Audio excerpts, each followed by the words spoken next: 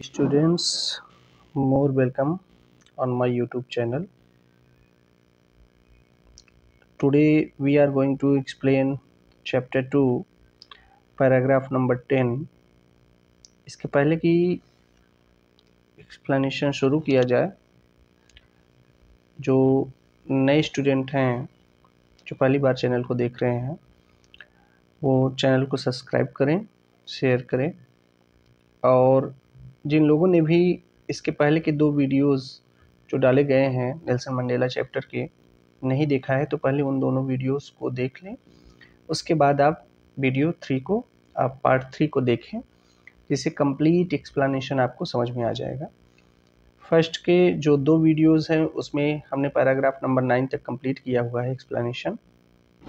तो इन सारी चीज़ों को आप देख करके फिर इसके बाद पैराग्राफ नंबर 10 से जो इस वीडियो में एक्सप्लेनेशन मैं करने जा रहा हूँ फिर देखना शुरू करिए। तो चलिए शुरू करते हैं paragraph number 10। It is from these comrades in the struggle that I learned the meaning of courage.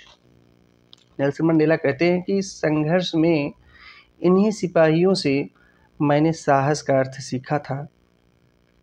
Time and again I have seen men and women risk and give their lives for an idea.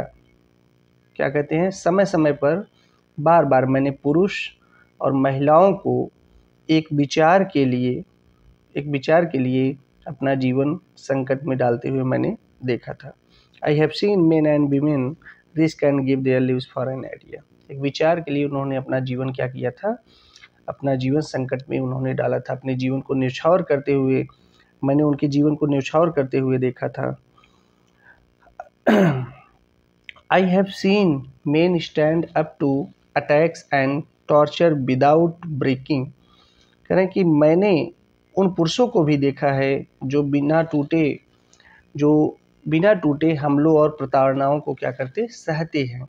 यानी कि कितनी भी उनके ऊपर उनको torture किया जाए, कितनी भी उनको यातनाएं दी जाए, उनको प्रताड़ित किया जाए, लेकिन वो टूटते नहीं हैं। ऐसे ही क्या होते हैं, जो ऐसे ही अश्वेत लोगों में जो पहले ढेर सारे ऐसे अश्वेत बहादुर सिपाही पैदा हुए जिन्होंने अश्वेत लोगों को अफ्रीका में उनके अधिकार दिलाए। तो उनका दमन किया गया श्वेत लोगों के द्वारा, लेकिन उस दमन का उन्होंने बहुत ही कठोरता के साथ, बहुत दृढ़ता के साथ सामना किया और अंततः उन्हें विजय मिली। Next line, showing a strength and resilience that defies the imagination। और मैंने वे हिम्मत और जो दुख उनके अंदर सहने की शक्ति प्रदर्शित होती है वो बिल्कुल क्या है, इमेजिनेबल नहीं है, मतलब अकल्पनीय है एक तरीके से। यानी कि उनके अंदर ये हिम्मत, जो उन यातनाओं को उन्होंने सहा, उन दुखों को उन्होंने सहा, भले ही उनको कितना प्रताड़ित किया गया, उनका दमन किया गया, लेकिन उन्होंने उस हिम्मत नहीं हारी, उन्होंने उसका डट करके मुकाबला किया। एक बार फिर से देखिएगा, men stand up, I have seen men stand up to attacks, I have seen men stand up to attacks and torture without breaking. कह रहे हैं कि मैंने उन पुरुषों को भी देखा है जो बिना टूटे हमलों और प्रताड़नाओं को सहते हैं। Showing a strength and resilience that defies the imagination। करें उनके द्वारा जो हिम्मत दिखाई जाती है, जो वो प्रताड़नाओं को सहने में और हमलों को सहने में करते हैं बिना टूटे हुए, वो अपने आप में क्या है, अकल्पनीय है, अद्भुत है। I learned that courage was not the absence of fear। मैंने सीखा कि साहस का अर्थ डर का न होना नहीं है, but the triumph over it, बल्कि इस पर विजय प्राप्त करना है। फिर से ध्यान दीजिएगा, I learn that courage was not the absence of fear. करें कि मैंने ये सीखा है कि करेज जो होता है, जो साहस होता है, उसका ये कतई मतलब नहीं है कि डर ना हो, बल्कि बट द ट्रिumph ओवर इट, बल्कि डर के ऊपर विजय प्राप्त करना होता है। ठीक है, उसे साहस कहते हैं।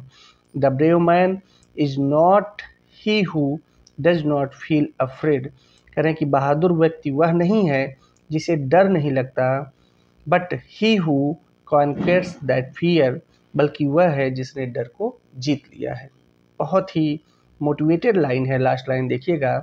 The brave man is not he who does not feel afraid. करें कि बहादुर व्यक्ति वह नहीं है जो डर को महसूस ना करता हो, या जो डरता ना हो, या जिसे डर ना लगता हो, बल्कि बहादुर वो है जो कि but he who conquest that fear, जिसने डर को बिल्कुल जीत लिया हो, वो बहादुर व्यक्ति है। Next paragraph number 11।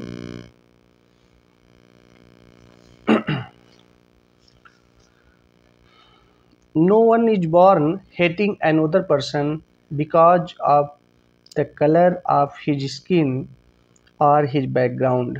करें कि कोई भी इंसान जन्म से दूसरे व्यक्ति से उसकी चमड़ी के रंग या उसकी पारिवारिक पृष्ठभूमि के आधार पर, और हिज रिलीजन, उसके पारिवारिक पृष्ठभूमि के आधार पर, उसके धर्म के आधार पर, उसके बैकग्राउंड के आधार पर, पृष्ठभूमि के आधार पर उससे घृणा नहीं करता।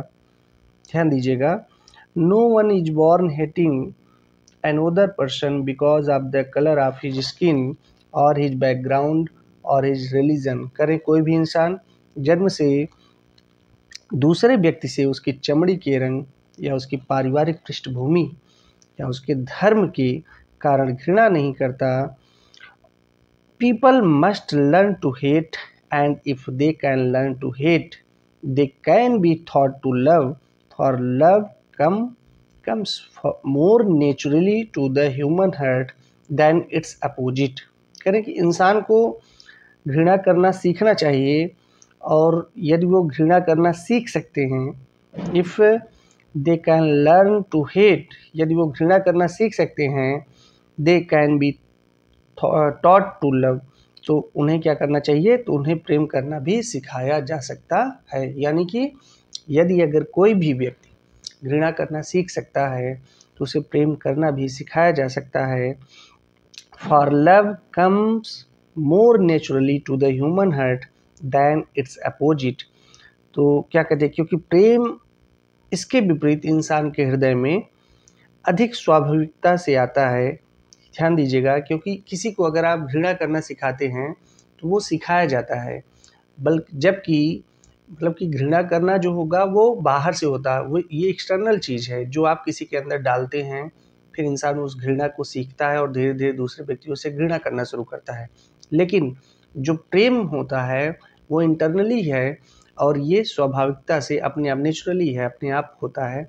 इसलिए अगर कोई व्यक्ति किसी से प्रेम करना चाहे तो कहीं ना कहीं ये उसके स्वभाव में होगा, और वो आसानी से कर सकता है इंस्टेड ऑफ हेट, यानी कि घृणा करने के बजाय। Next line, even in the grimmest times in prison, यहाँ तक कि जेल के सबसे दुख भरे जो समय में, ध्यान दीजिएगा, यहाँ तक कि even in the grimmest time in prison, यहाँ तक कि जेल के सबसे ज़्यादा दुख भरे समय में, when my comrades and I were pushed to our limits, जब मेरे साथी सिपाही और मैं दर्द सहन करने की अंतिम हद तक पहुंच गए थे। ध्यान दीजिएगा कि जब मैं और मेरे सिपाही दर्द सहन करने की पराकाष्ठा तक पहुंच चुके थे, अंतिम सीमा तक पहुंच चुके थे, तब उस समय क्या होता है, I would see a glimmer of humanity in one of the guards, और तब मैंने एक सिपाही में मानवता की चमक देखी थी। I would see a glimmer of humanity in one of the guards, perhaps just for a second, but it was enough to reassure me and keep me going। कह रहे कि भले ही वो एक सेकंड के लिए ही क्यों ना हो, वो कुछ क्षण के लिए ही क्यों ना हो, लेकिन इस झलक ने मुझे आश्वस्त करने और आगे बढ़ने के लिए ये मतलब प्रेरित करने के लिए मुझे पर्याप्त था। मैं इससे बहुत मोटिवेटेड हुआ कि जब मैं दुख सहते सहते, जब कष्ट सहते सहते मैं और जो सिपाही थे वो अपने कहीं ना कहीं हिम्मत को छोड़ने वाले थे, उसी समय मैंने एक सिपाही के अंदर मानवता की चमक देखी और मैं उससे मोटिवेटेड हुआ, मैं मोटिवेट हुआ और मोटिवेट होने के नाते मैं आश्वस्त होकर के आगे बढ़ने के लिए मैं प्रेरित हुआ और मुझे इसके लिए मतलब आगे बढ़ाने के लिए ये चीज़ें पर्याप्त थी। Man's goodness is a flame that can be hidden but never extinguished। ध्यान दीजिएगा, Man's goodness is a flame, जो मनुष्य की अच्छाई है वह क्या है, वह आग है। That can be hidden, जो छुपाई जा सकती है, but never extinguished, जिसे बुझाई नहीं जा सकती। ध्यान दीजिएगा, Man's goodness is a flame, मनुष्य की जो अच्छाई है वह एक आग के तरीके से है जिसे छुपाई तो जा सकती है लेकिन कभी भी उसे बुझाई नहीं जा सकती है। So next paragraph number 12। In life every man has twin obligations to his family. कहना कि जीवन में प्रत्येक मनुष्य के अपनी जिम्मेदारियां होती हैं। जिम्मेदारियां, दो जिम्मेदारियां ज़्यादातर। हैज ट्विन ओब्लाइजेशन, ट्विन मतलब दो जिम्मेदारियां। ओब्लाइजेशन टू हिज फैमिली मतलब अपने परिवार के प्रति जिम्मेदारी। टू हिज पेरेंट्स अपने माता पिता के। टू हिज वाइफ अपनी पत्नी के। एंड चिल्ड्रेन अपने बच्चों के प्रति। And he has an obligation to his people, his community, his country. इनके अलावा उसकी जो दूसरी जिम्मेदारी है वो अपने समुदाय, अपने देश के प्रति होती है, अपने लोगों के लिए होती है, जो कि एक नागरिक के रूप में उसे अदा करना चाहिए। कहने का मतलब यह है कि हर व्यक्ति के जीवन में दो जिम्मेदारियां होती, दो responsibility, two responsibility of each person in his life, कि एक तो उसकी फैमिली के लिए और दूसरा उसके राष्ट्र के लिए। Next, in a civil and human society, each man is able to fulfill those obligations according to his own inclination and abilities। करें कि एक नागरिक और मानवीय समाज में प्रत्येक व्यक्ति इन जिम्मेदारियों को अपने स्वभाव और योग्यता के अनुसार पूरा करने में क्या है, कैपेबल है, समर्थ है। अब ये देखना होता है कि व्यक्ति कहाँ तक अपनी जिम्मेदारियों का निर्वहन करता है, यानी कि कहीं ना कहीं व्यक्ति अपनी जिम्मेदारियों का निर्वहन करने की क्षमता उसके अंदर होती है। ये उसके ऊपर डिपेंड करता है कि वो उन जिम्मेदारियों को कहाँ तक पूरा कर पाता है या करना चाहता है।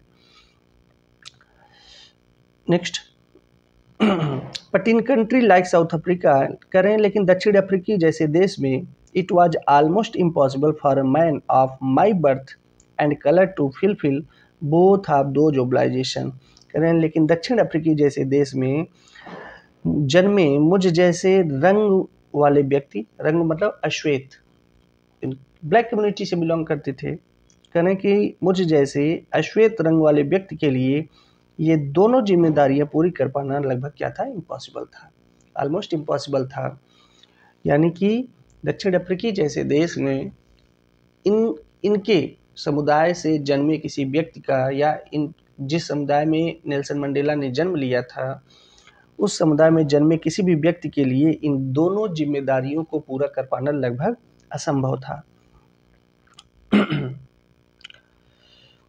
In South Africa, a man of color who attempted to live as a human being was punished and isolated।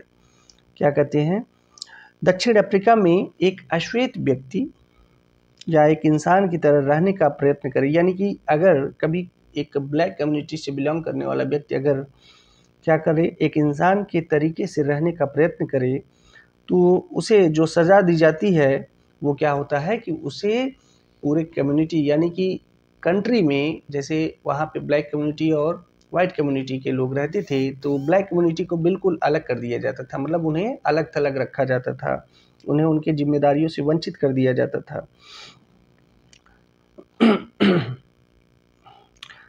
Next line,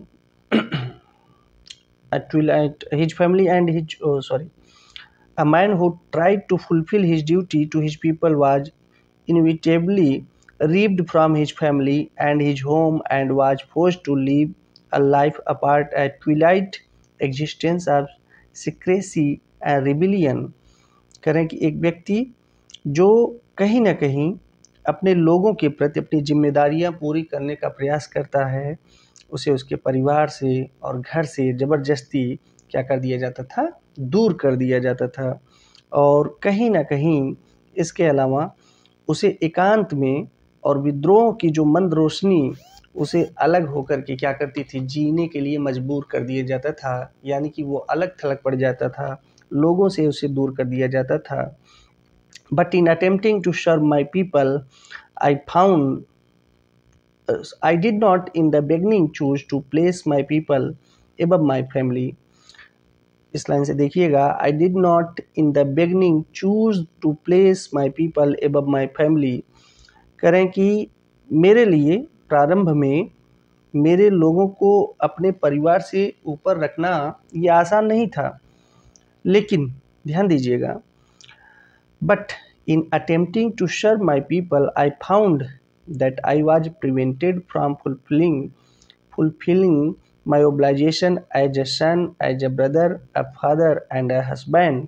करें कि लेकिन मेरे लोगों की सेवा करने के प्रयास में मैंने जाना कि मुझे एक बेटे, एक भाई, एक पिता और एक पति की जिम्मेदारियों को पूरा करने से क्या कर दिया गया था, रोक दिया गया था। यानी कि प्रारंभ में मेरे लोगों को अपने परिवार से ऊपर मैंने क्या किया था, नहीं रखा था। यानी कि मैंने कहीं ना कहीं अपने जिम्मेदारियों का निर्वहन करने में मैं चूक रहा था, मैं पीछे हो रहा था। लेकिन लोगों की सेवा करने के जो प्रयास थे मेरे, I found that I was prevented from fulfilling my obligation as a son, a brother, a father and a husband. और मैंने उससे जाना कि मुझे एक बेटे, एक भाई, एक पिता और एक पति की जिम्मेदारियों को पूरा करने से कहीं ना कहीं क्या कर दिया गया था, रोक दिया गया था। सो paragraph number 12 have completed। Next paragraph, paragraph number 13। I was not born with a hunger to be free। क्या कहते हैं, मैं आज़ाद होने की लालसा के साथ नहीं पैदा हुआ था। I was not born with a hunger to be free। मैं बिल्कुल स्वतंत्र होने की लालसा के साथ नहीं पैदा हुआ था। I was born free, free in every way that I could know। मैंने स्वतंत्र जन्म लिया था, वो इस हर तरीके की आज़ादी के लिए उतना जितना मैं जानता हूँ, दैट आई कुड नो, या जितना मैं जान सकता था या जितना मैं जानता हूँ। Free to run in the fields near my mother's hut. करें कि मेरी माँ की झोपड़ी के पास खेतों में दौड़ने की आज़ादी। Free to swim in the clear stream that ran through my village. करें कि मेरे गांव से बहने वाले स्वच्छ झरने में तैरने की आज़ादी। Free to roast mealies under the stars and ride the broad backs of slow moving bulls. और कहीं ना कहीं तारों के नीचे भुट्टा सेकने की आज़ादी और धीमे धीमे चलते हुए बैलों की चौड़ी पीठ पर सवारी करने की आज़ादी। As long as I obeyed my father and abided by the custom of my tribe। मैं कहीं ना कहीं मेरे पिता की जो आज्ञा रहती थी वो मैं क्या करता था, as I obeyed my father and abided by the custom of my tribe। मैं अपने पिता की आज्ञा मानता रहा और मेरे कबीले के जितने रीत रिवाज थे मैं उसमें क्या था, बधा रहा। आई was not troubled by the law of man or God. और मुझे इंसानों या ईश्वर के बनाए नियमों से मुझे कभी भी कोई परेशानी नहीं हुई। I was not troubled by the laws of man or God. करें कि वहाँ के जो कबीले के लोग थे या जो इंसान थे, उनके द्वारा जो नियम बनाए गए थे, जो कायदे बनाए गए थे, कभी भी मुझे उनसे कोई परेशानी नहीं हुई। So paragraph number 13 I completed. Dear students, next video, next paragraph, और तब तक आप लोग अपनी तैयारी करते रहिए। अच्छे से वीडियोस को जो एक्सप्लेनेशन किए जा रहे हैं उसको सुनिए। कोई हार्ड वर्ड हो तो कमेंट बॉक्स में कमेंट करिए मीनिंग के लिए।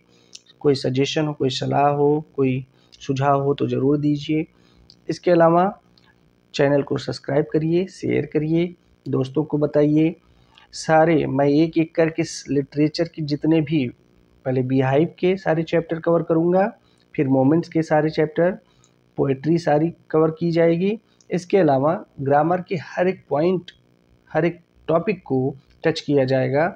और मैं आपसे कहता हूँ कि मैं इंग्लिश जिनको बिल्कुल भी नहीं आती है, चाहे वो ग्रामर हो, चाहे लिटरेचर रीड करना हो, चाहे तैयारी करना हो, मतलब सारी स्टोरी इस तरीके से समझाई जाएंगी, ग्रामर में सारी चीज़ें, सारे टॉपिक इस तरीके से बताए जाएंगे, इतनी आसान भाषा में, बहुत सिंपल लैंग्वेज में, कि आप आसानी से चीज़ों को सीख पाएंगे। और हम लोगों का जो प्रयास होगा 80 आउट ऑफ 80 का होगा, यानी कि क्लास 10th में हमें 80 में से 80 मार्क्स लाने हैं एनी हाउ। हमें अपनी तैयारियों पे पूरा भरोसा है। बस हमें क्या करना है, डे बाय डे जैसी चीज़ें प्रोवाइड कराई जा रही है उन चीज़ों को वैसे ही तैयार करते रहना है। ठीक है, मेहनत करते रहिए, आगे बढ़ते रहिए, कहीं से भी आप पीछे नहीं रहेंगे। मेरी शुभकामनाएं आप लोगों के साथ हैं। आज की वीडियो में इतना ही। नेक्स्ट वीडियो में हम पैराग्राफ नंबर 14, 15, 16 को कवर करेंगे। Okay, thank you.